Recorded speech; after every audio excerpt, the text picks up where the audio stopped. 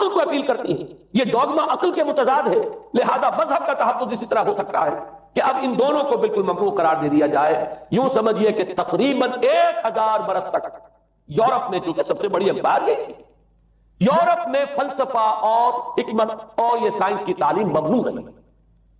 یہ ہے در حقیقت سب سے پہلا کام جو جسٹینین نے کیا 529۔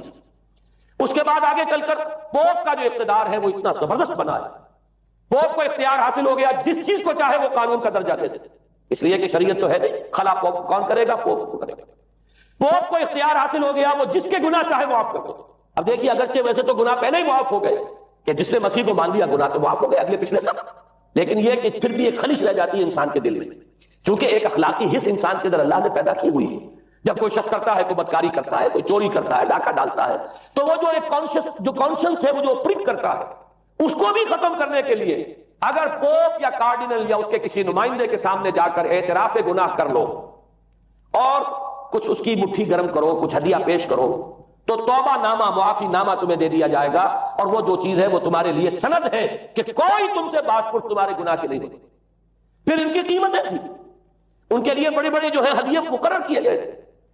تیسری چیز بائبل کا اول تو یہ کہ مفہوم جو ہے وہ کوئی سند نہیں، اس لیے کہ بائبل ہانٹ کر رہی تھی، اولڈ ٹیسٹمنٹ بھی ہے، یہ حضرت مسیح کی یہ 4 انجیلیں بھی ہیں، یہ تعلیم کچھ اور ہے، لہذا بائبل جو ہے وہ سند نہیں ہے، سند پوپ کا جو ہے فرمان وہ سند ہے۔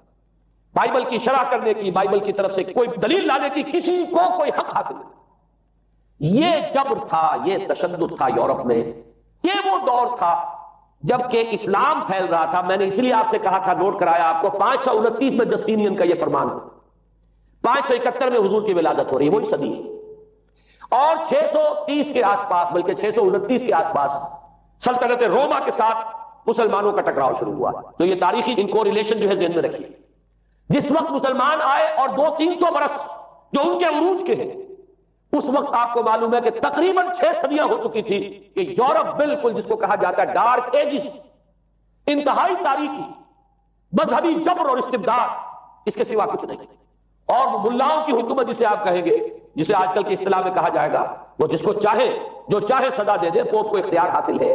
کسی کے بارے میں ذرا جیسے بعض اوقات خبریں سچی ہیں یا جھوٹی، لیکن میں مثال دے رہا ہوں، جیسے خبریں آتی رہی ہیں ایران کے بارے میں کہ کہیں اگر معلوم ہو گیا تو پاسداران انقلاب پہنچے اور سمری ٹرائل اور فوراً ختم کیا آدمی کو۔ اس قسم سے انکوزیشن رپورٹ جو ہے وہ کورٹ وہاں قائم ہوئی، اور یوں سمجھیے کہ لاکھوں افراد تحت کیے گئے، زندہ جلائے گئے۔ لیکن اس کے بعد جب عالم اسلام میں وہ روشنی پھیلی، اور خاص طور پر بنو عباس کے زمانے میں، اب بھاگ بھاگ کر وہاں جو بھی تھے فلسفے کے اور سائنس کے کوئی دلچسپی رکھنے والے، وہ بھاگ کر عالم اسلام میں آ گئے۔ یہاں اب وہ کتابیں جو ہیں ان کے ترجمے ہوئے، خاص طور پر مامون اور ہارون الرشید کے زمانے کے اندر یہ علم جو ہے ہندوستان سے بھی لیا، یونان سے بھی لیا مسلمانوں نے، اور اس کے بعد یہ غرناطہ اور قرطبہ کی یونیورسٹیوں کے ذریعے سے اس علم نے پینیٹریٹ کیا ہے دوبارہ یورپ میں۔ دیکھیے سرکل کیسے بنا ہے، یونان کا علم آیا ہے پہلے عالم اسلام میں، مڈل ایسٹ میں، اور پھر ادھر سے ہو کر چکر کھا کر اور اسپین کی یونیورسٹیوں کے ذریعے سے یورپ میں انٹروڈیوس ہوا ہے۔ اس وقت پھر اصلاح مذہب کی تحریک شروع ہوئی، اور ساتھ ہی تحریک احیاء العلوم، رینیسانس، اس کے نتیجے میں وہاں بیداری پیدا ہوئی۔ لیکن یہ بیداری اب آپ نوٹ کر لیجئے، ایک تو پروٹیسٹنٹ مذہب پیدا ہوا، اور کئی سو برس تک تصادم رہا کیتھولکس کے اندر اور پروٹیسٹنٹس میں۔ پورے اسلام کی تاریخ میں کبھی اتنے خونی فسادات نہیں ہوئے ہیں، کبھی بھی شیعہ سنی فساد بھی کبھی اتنا نہیں ہوا جتنا کہ کئی سو برس تک رومن کیتھولکس اور پروٹیسٹنٹس کے مابین یورپ میں ہوتا رہا۔ بلکہ اس میں تو ایسے ایسے واقعات آتے ہیں کہ لگ بھگ 10 لاکھ افراد جو ہیں وہ ختم ہوئے ہیں۔ یہ آپس کا تصادم جو تھا، پروٹیسٹنٹ مذہب جو پیدا ہوا اصلاح مذہب کی تحریک کے ذریعے سے، اور وہ رومن کیتھولک پاپائیت والا نظام، ان کے درمیان جو تصادم ہوا، 10 لاکھ کی تعداد بتائی جاتی ہے کہ آدمی مارے گئے۔ بلکہ فرانس کا ایک شہر ہے، وہاں تو 19 دن تک مسلسل قتل عام کیا گیا پروٹیسٹنٹ کا، اور وہاں حاملہ عورتوں کے جو ہے پیٹ چاک کر کے بچے نکال کر ان کو بھی جو ہے ختم کیا گیا۔ یہ سارا ظلم جو ہے وہاں ہوا ہے، تصادم ہوا ہے۔ اس کے نتیجے میں آپ خود سوچئے کہ کس قدر نفرت پیدا ہوئی عوام کے اندر مذہب۔ اس کے ساتھ ہی اب وہ علم شروع ہوا، سائنس شروع ہوئی، لہذا علم اور سائنس دونوں کی جڑ میں مذہب سے شدید نفرت پیدا ہوئی۔ یہ ہے وہ سبب کہ جس نے یہاں سے راستے علیحدہ کر دیے۔ اور مذہب چونکہ جبر کرتا ہے، مذہب چونکہ عقل کے اوپر بیڑیاں بٹھاتا ہے، پہلے بٹھاتا ہے، بیڑیاں ڈالتا ہے، اور مذہب چونکہ تشدد کرتا ہے، لہذا مذہب کے خلاف ایک نفرت، ایک ریئیکشن، یہ ہے اس ساری سائنسی ارتقاء اور سائنٹیفک اور ٹیکنالوجیکل جو ڈیولپمنٹ ہوئی ہے اس کی جڑ میں مذہب سے نفرت جو ہے اس کے بیج بو دیے گئے. اور یہ 200-250-300 سال میں اب یہ جو تناور درخت بن کر آیا ہے کہ ایک طرف سائنس کی ترقی، ٹیکنالوجی کی ترقی آسمان کو چھو رہی ہے. آج انسان چاند کے اوپر تو انسان کے قدم جو ہے پہنچ چکے ہیں، اور آپ کا ایک راکٹ جو ہے وہ پورے تمام سیارے جو ہیں کہ ہمارے سولر سسٹم کے ہیں ان سب کا چکر لگا کر اور وہ اس سے باہر چلا گیا ہے، خلا کے اندر کہاں گیا کچھ پتا نہیں. لیکن یہ کہ تقریباً یوں سمجھیے کہ 77 کا چلا ہوا وہ، اور 12 برس تک اس نے سفر طے کیا ہے، کم سے کم سولر سسٹم کا جو ہے اس نے پورا جو ہے احاطہ کیا. اور جو میں نے آپ کو وہ احادیث سنائی ان کے حوالے سے بات کیا سمجھ میں آئی کہ یہ سائنٹیفک ساری کی ساری سائنٹیفک ڈیولپمنٹ، یہ ٹیکنالوجیکل ڈیولپمنٹ، لیکن چونکہ اس کے ساتھ مذہب کا انکار ہے، خدا پر ایمان نہیں ہے، آخرت کا یقین نہیں ہے، روح کا گویا کہ انکار، روحانیت تو بہت دور کی بات ہے، روح کا بھی انکار. نتیجہ یہ ہے کہ ان دونوں چیزوں کے مابین وہ گیپ جسے میں نے کہا تھا ایپالنگ گیپ، ایک بہت بڑا گیپ ہے جو پیدا ہو چکا ہے. اب میں حدیث آپ کو سنا رہا ہوں. بخاری شریف میں جو روایت ہے حضور نے فرمایا کہ دجال کے ماتھے پر لکھا ہوا ہوگا کافارا، کفر. الفاظ یہ ہے انہ مکتوب بین عینیہ کافارا، علیحدہ علیحدہ، یقرأہ کل مومن کاتب و غیر کاتب، وہ اس طرح نمایاں لکھا ہوا ہوگا کہ ہر شخص اسے پڑھ لے گا، چاہے وہ لکھنے والا ہو چاہے نہ ہو، لکھا پڑھا ہو چاہے نہ ہو. یعنی اس تہذیب کی پیشانی پر کفر لکھا ہوا، مذہب سے دشمنی، مذہب سے بوجھ، مذہب سے دوری، مذہب کی ہر چیز کی دفی. آج جو ایک ورلڈ سویلائزیشن ہے، ایک عالمی تہذیب ہے جس کا کہ غلبہ ہے ہمارے اس پورے گلوب پر، اس میں 3 چیزوں کے مقابلے میں 3 چیزوں کی اہمیت ہے. خدا کی اہمیت نہیں ہے، ہوگا، ہم انکار بھی نہیں کرتے لیکن ہم جانتے بھی نہیں کہ ہے کہ نہیں.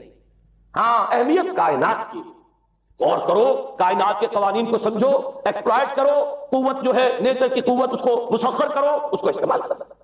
ہوگا خدا ہے یا نہیں ہے، چھوڑو اس بحث کو. اصل اہمیت جو ہے وہ کائنات. اسی طرح اصل اہمیت اس جسم کی، مادے کی ہے. روح ہوگی کوئی شے ہمیں نہیں پتا، نہ ہم دیکھ سکتے ہیں، نہ ہم اسے چھو سکتے ہیں، نہ چکھ سکتے ہیں، ہوگی. لیکن یہ کہ اصل جو ہے اہمیت وہ مادے کی ہے جسم کی، اس کی فکر کرو. اسی طریقے سے حیات دنیاوی، اصل سے حیات دنیاوی، اس کو بناؤ، سنوارو، بہتر سے بہتر زندگی گزارو، ویلفیئر سٹیٹ ہو، بہت ہی عمدہ ماحول ہو اور ہر چیز کو، لیکن حیات ہوگی. اب تو آرام سے گزرتی ہے، آخرت کی خبر خدا جاتا ہے یا نہیں ہے، اس سے ہمیں کوئی بحث نہیں. 3 چیزوں کے مقابلے میں 3 چیزوں کی اہمیت، یا یوں کہیے کہ 3 چیزوں کے مقابلے میں مقابل کی 3 چیزوں کو بالکل غیر اہم اس کی طرف کو توجہ کا ارتکاز کائنات پر ہے، ذات باری تعالیٰ پر.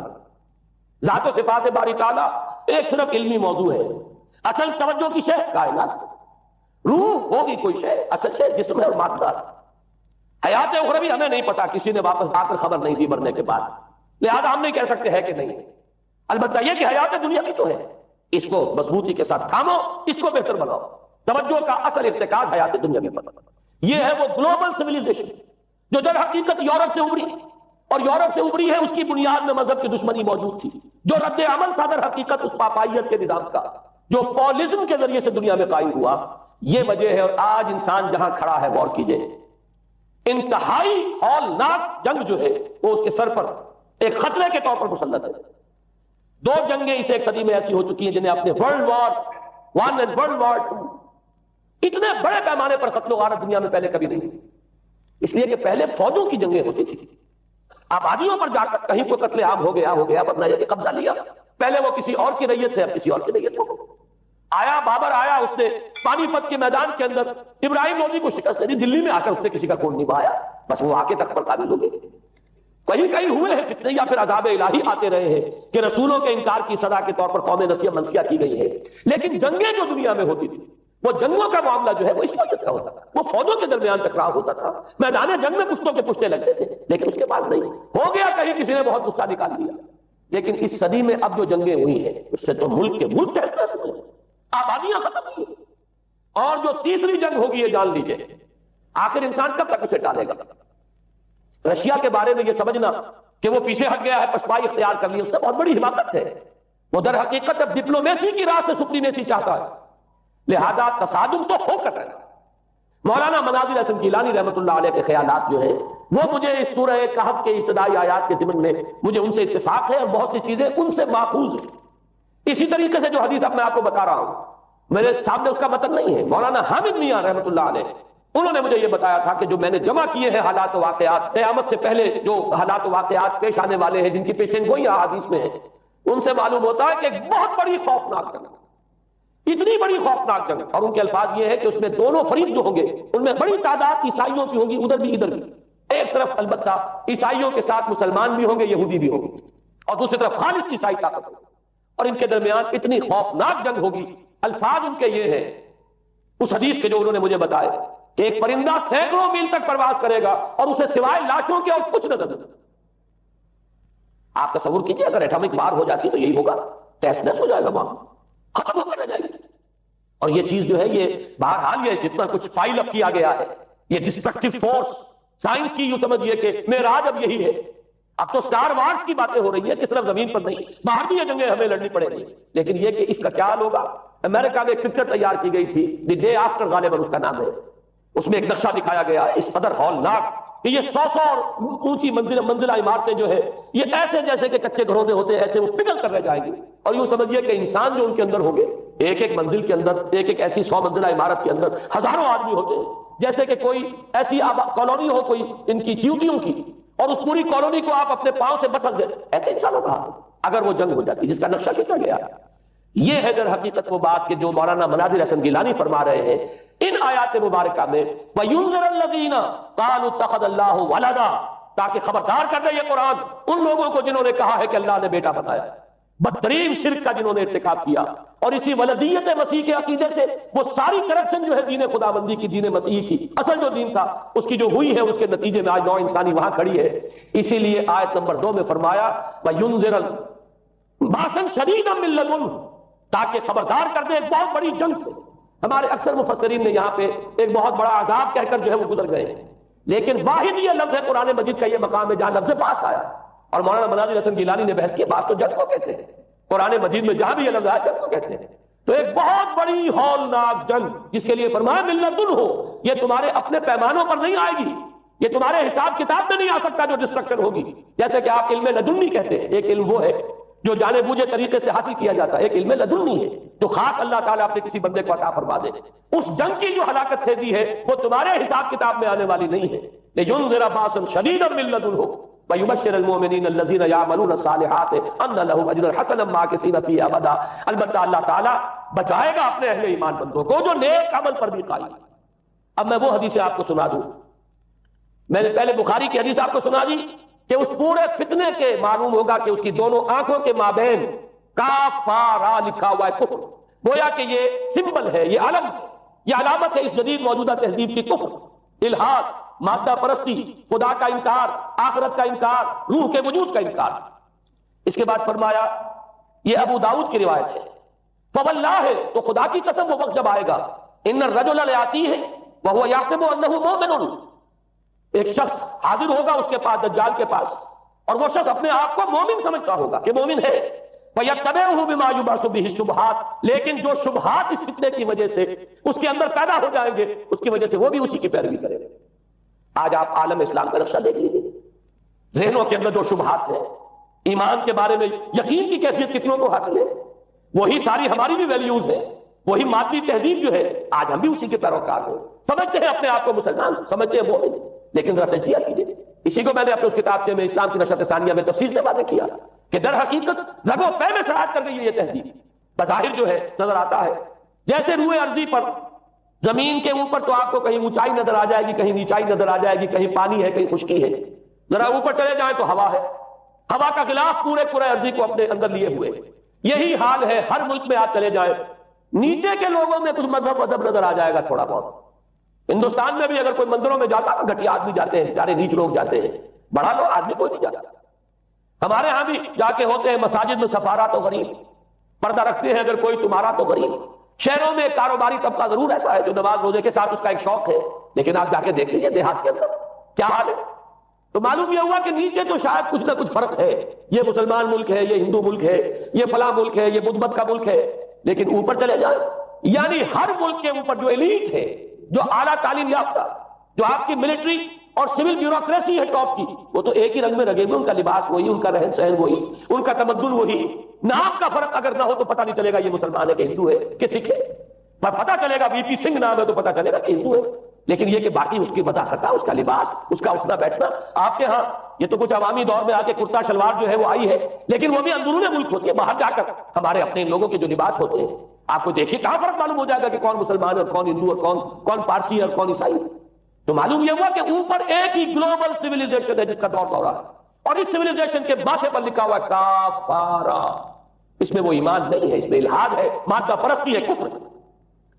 اس میں آخری حدیث جو میں آپ کو سنا رہا ہوں، حضور نے فرمایا آخر من یخرج الیہ النساء، اس فتنے کی طرف پیش قدمی کرنے والا آخری طبقہ ہوگا عورتوں کا۔ وہ جب اس تہذیب کی طرف لپکیں گے، یہ طبقہ جب آگے بڑھے گا، یہ جو ہمارے ہاں بھی جلوس نکلتے ہیں، شریعت کا مذاق اڑانے والے جلوس، اسلامی احکام کی نفی کرنے والے جلوس نکلتے ہیں، اور ان کے جس طریقے سے ڈسپلے ہوتا ہے اخبارات کے اندر، جتنا ان کے لیے اعزاز ہے، جتنی ان کے لیے یہاں پر تکریم ہے ہمارے معاشرے کے اندر، اس کو پیش نظر رکھیے۔ آخر من یخرج الیہ النساء حتی ان الرجل لیرجع الی امہ وابنتہ واختہ وعمتہ فیوثقها رباطا، یہاں تک کہ ایک بندہ مومن کا حال یہ ہو جائے گا کہ وہ دوڑے گا اور کوشش کرے گا اپنی ماں کو، بیٹی کو، بہن کو، پھپھی کو باندھ کر رکھے کہ وہ نکل نہ جائے۔ یہ حال ہو جائے گا کسی شخص کا۔ آج کتنے لوگ بے بس ہو چکے ہیں، اب وہ باندھ کر رکھنے والے بھی گویا کہ ہتھیار ڈال چکے ہیں، ورنہ یہ کہ ایک دور تھا کہ کچھ نہ کچھ باندھ کر رکھنے والے تو تھے، لیکن اب تو آزادی کی صورت آئی ہے تو باندھ کر رکھنے والے جو ہے وہ ہارتا نہیں۔ اب تو آپ دیکھیں گے اچھے بھلے نظر یہ آتا ہے، داڑھی رکھی ہوئی ہے، خود جو ہے وہ مذہبی مزاج کے ہیں، لیکن بالکل بے پردہ تو خاتون جو ہے ان کے سوٹ کے پیچھے بیٹھی ہوئی، یا ان کے کار کے اندر ان کی برابر کی سیٹوں پر بیٹھی ہوئی جا رہی ہے۔ بے پردگی، یہ اباحیت، ہمارے اخبارات کا جو حال ہے اس کو دیکھیے۔ خدا کے لیے یہ رنگین صفحات بند کرو، لیکن مجال ہے تو کسی کے کان پر جوں تک نہیں۔ لہذا حدیث کے الفاظ نوٹ کیجئے، آخر من یخرج الیہ النساء، اس فتنے کی طرف پیش قدمی کرنے میں آخری طبقہ جو ہوگا وہ خواتین کا ہوگا۔ حتی ان الرجل لیرجع الی امہ وابنتہ واختہ وعمتہ، یہاں تک کہ آدمی دوڑے گا، پکڑے گا اپنی ماں کو، اپنی بیٹی کو، اپنی بہن کو، اپنی پھپھی کو، اور اسے باندھ کے ہی کوشش کرے گا کہ کہیں وہ اس طریقے سے اس دجالی فتنے کے اندر جو ہے وہ اسی کی پیروی کے اندر گھر سے نہ نکل جائے۔ یہ ہے وہ فتنہ جس کی لپیٹ میں اس وقت پوری دنیا آئی۔ اب نوٹ کیجئے، اس فتنے کے لیے اب میں چند باتیں اور کہہ رہا ہوں۔ لغوی بحث کیا ہے؟ دجال کسے کہتے ہیں؟ یہ بنا ہے لفظ دجل سے۔ دجل اور فریب یہ ہماری زبان میں بھی مشترک، دجل اور فریب دھوکہ دینے والی شے، ملمہ، حقیقت کچھ اور اوپر کچھ اور پردہ ڈال دیا گیا، یہ دجل گندم نمائی جو فروشی دجل ہے، فریب ہے۔ اسی کے لیے دوسرا لفظ عربی زبان کا جو قرآن میں کثرت سے آیا وہ غرور، دھوکہ۔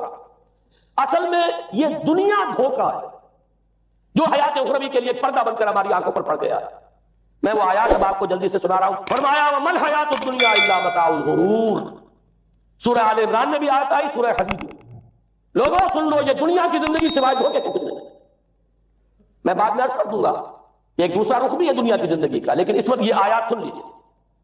غرتکم الحیات الدنیا، تمہیں دھوکے میں ڈال دیا اس دنیا کی زندگی نے۔ یہ سورہ جاثیہ کی آیت نمبر 35 ہے۔ غرتہم الحیات الدنیا، انہیں دھوکے میں ڈال دیا دنیا کی زندگی نے۔ یہ سورہ انعام میں آیت نمبر 70 بھی ہے، آیت نمبر 130 بھی ہے۔